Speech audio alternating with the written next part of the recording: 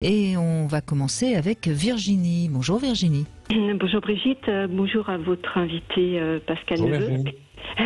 Écoutez, je trouve le sujet extrêmement intéressant parce que c'est l'histoire de la vie en fait. La confiance, si on regarde l'étymologie, la confiance c'est la foi et c'est mettre notre foi en quelqu'un sans savoir ce qui va arriver réellement. Et je pense que toute la vie est comme ça. Moi, je fais extrêmement confiance et puis mais je reste vigilante et je pose un petit peu pas des pièges, mais je fais des tests. Voilà, je fais des tests, j'observe, je regarde tous les détails. C'est quoi vos tests? Ça peut être dans les... Racontez-nous un test. Là, c'est plus délicat, mais parce que je le fais pas en ce moment. Mais auparavant, je pouvais raconter une histoire sur quelqu'un et dire voilà la personne qu'est-ce qu'elle en pense. Et en fonction de sa réaction, je voyais s'il acquiesçait par une histoire qui était un petit peu qui n'était pas tout à fait dans la loi, par exemple. Et puis je voyais en fonction de sa réaction si c'était bien, pas bien, ou voilà, ça me permettait de savoir un petit peu quel était son rapport, par exemple, quelqu'un qui fait un excès de conduite, s'il me dit oh oui c'est super. Vous testiez son honnêteté par rapport aux lois, c'est ça? Sa morale en fait. Voilà, par exemple, aujourd'hui on peut dire à quelqu'un un excès de vitesse, t'en penses quoi? L'autre va te dire ah oui c'est bien, l'autre va te dire non, c'est totalement imprudent. Et là vous voyez un petit peu sa sagesse, vous voyez un peu ses excentricités. Je pense qu'on peut... Parce qu'il est difficile de connaître quelqu'un. Il est très difficile, il y a tellement de manipulations possibles, il y a tellement d'acteurs aussi, et puis ça fait partie du jeu dans les relations sociales aussi. Sinon on est plan-plan et la vie se passe sans rien que n'arrive.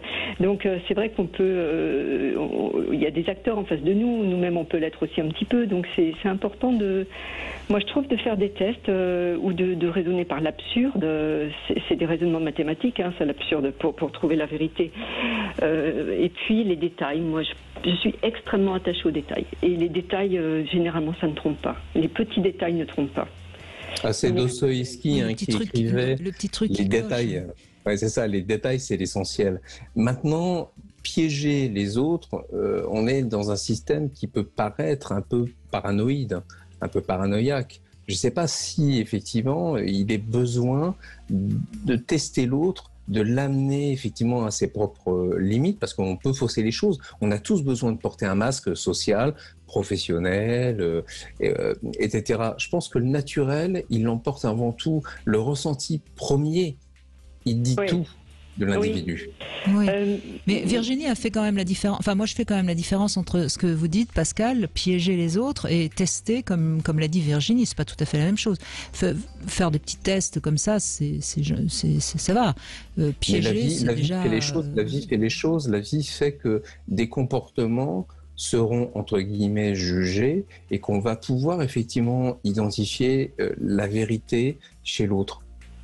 Enfin, c'est un point de vue très personnel, on est bien d'accord. Mais attention, cristalliser des comportements de testing chez l'autre peuvent l'amener justement à ne pas être naturel. Le naturel, finalement, il est présent dans des actes, dans des émotions, dans des paroles qu'on va livrer à l'autre et qui vont nous dire qui il est, qui elle est.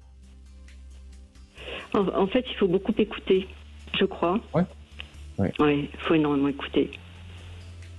Et observer, vous l'avez dit. Je crois que quand on observe vraiment l'autre et qu'on l'écoute, on a déjà pas mal d'idées sur son caractère, son fonctionnement, ses qualités, ses défauts. Mais je crois que ce qui est important, Virginie, c'est qu'en effet... il vaut mieux partir du principe qu'on fait confiance aux autres, quitte à accepter de temps en temps d'être déçu, que d'être toujours sur ses gardes. Au fond, c'est un peu ça votre philosophie, je crois, Virginie. Comme vous l'avez dit au départ, moi je suis quelqu'un, j'estime de confiance, et c'est vrai que je fais extrêmement confiance. C'est la base de la relation pour que ce soit cool et pas qu'on soit pas sur ses gardes. Après les choses s'éliminent d'elles-mêmes, je dirais. Quand on est assez droit soi-même, en fait, il y a beaucoup de choses qui s'écartent de notre chemin. C'est comme ça que les choses se font naturellement. Moi, je fais des rencontres avec des gens qui sont pas très clairs et d'eux-mêmes ils partent. Alors peut-être que j'envoie des signaux qui les font partir, mais de même, et j'ai pas de mésaventure, oui. C'est une sorte de sélection naturelle finalement qui s'opère. C'est-à-dire que quand vous renvoyez pas ce que demande l'autre, les personnes s'en vont d'elles-mêmes. Hein. Quand elles trouvent pas de point d'accroche avec quelqu'un qui est assez clair, assez calme, la personne vous l'intéressez pas, donc elle passe son chemin. Ce qui est sans doute de très juste dans ce que vous dites, Virginie, c'est que de toute façon, quand on a, l'escroc, il va essayer d'embobiner quelqu'un qui peut être embobiné. Si l'escroc sent en face quelqu'un qui est quand même très clair et très lucide, il va plutôt aller essayer d'escroquer quelqu'un d'autre. C'est un peu ça que vous voulez dire, hein, oui, sans aller jusqu'à l'escroc, mais c'est vrai que, puis à force de voir beaucoup de monde, je crois que c'est très important dans la vie, de voir énormément de monde, de rencontrer beaucoup de personnes. On développe son intuition, bien sûr. Exact, oui, c'est presque naturel, oui.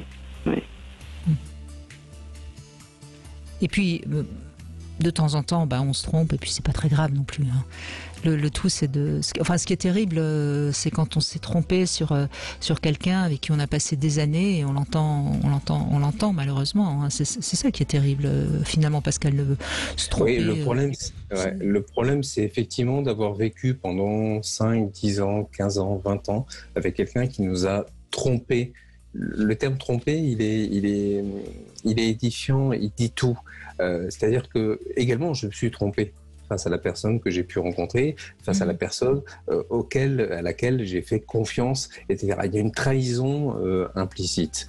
Ensuite, quand ce sont des relations purement amicales, des rencontres, etc., on en fait fi, il n'y a pas de souci, on passe tout à fait ailleurs. Mais la trahison dans un couple est quelque chose qui nous saigne fondamentalement, qui peut nous briser le cœur et qui peut nous amener effectivement à des comportements un petit peu plus dépressifs, à une moindre confiance dans la relation avec l'autre, dans l'incapacité, une forme d'incapacité à pouvoir redéfinir une relation avec l'autre et à donner confiance en l'autre. C'est éminemment complexe. Il y a des blessures de cœur qui sont très violentes et qui vont nous programmer, entre guillemets, pour de futures relations de manière positive ou négative. Mais on apprend toujours de ces formes d'épreuves, en fait, qui sont parfois extrêmement violentes. Mais il faut faire confiance en son instinct, parce que quoi qu'il en soit, on en sort grandi.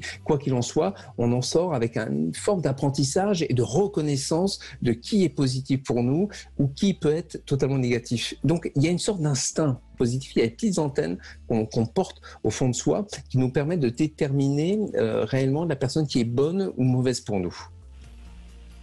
Merci en tout cas Virginie de votre témoignage, et puis on continue bien sûr à évoquer la confiance. Alors si, comme vient de le raconter Pascal Neveu, vous avez été trahi, trompé, que vous avez du mal à refaire confiance, c'est peut-être le moment de nous appeler sur Sud Radio 0826 300 300 et on essayera ensemble de décoder qu'est-ce qu'il y a chez vous et comment vous pouvez arriver à refaire confiance. On se retrouve dans un instant avec notre Sexy News.